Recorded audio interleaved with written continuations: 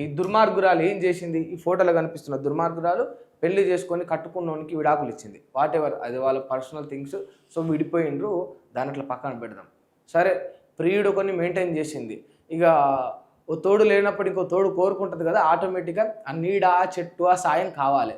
సరే, తీసుకుంటే తీసుకున్నాం. బిడ్డ నీ బాధ్యత 13 ఏళ్ళే ఉన్నది. ఎందుకంటే ఇండియాలో ఒక దరిద్రపు చట్టం ఏమున్నది అంటే, మళ్ళీ చెప్తున్నా, ఈ సందర్భంలో దీని మీద కూడా మాట్లాడతా.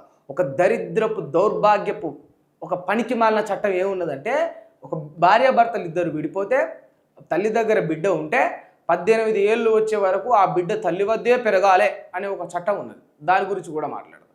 అయితే అదే క్రమంగా ఆ బిడ్డ తల్లి దగ్గరనే ఉన్నది. వీళ్ళందరూ కూడా ప్రియుడితోటి టూరుకు పోయింది.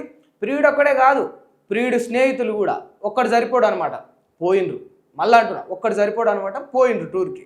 పోయిన తర్వాత పోతే పోవాలే, బిడ్డను నిన్ను నమ్మి అంటే